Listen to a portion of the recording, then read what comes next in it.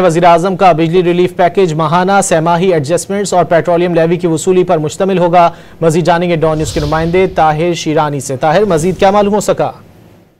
जी देखें, नेपरा समात के दौरान एक तो ये इंकशाफ हुआ है कि जो मजमूई रिलीफ है जो वज़ीर-ए-आज़म की जानिब से कल ऐलान किया गया था, जो ₹7.41 बनता है, वो ₹7.41 नहीं बल्कि ₹6 फी यूनिट बनेगा और जो बाकी है वो टैक्सेस शामिल करके ₹7.41 बनेगा।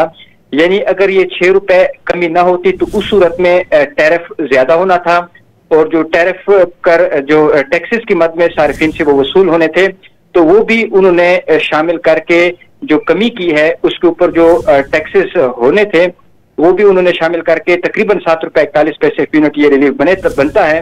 वज़ीर-ए-आज़म के ऐलान करदा कमी से में ₹1.71 जो पेट्रोलियम लेवी के मद में रिलीफ है वो शामिल होगा।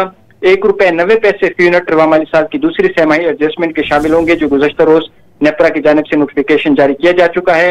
₹1.36 फ्यूल प्राइस एडजस्टमेंट जो माहाना एडजस्टमेंट है गुज़श्ता रोज वो भी नेपरा नोटिफिकेशन जारी कर चुका है, उसके शामिल है।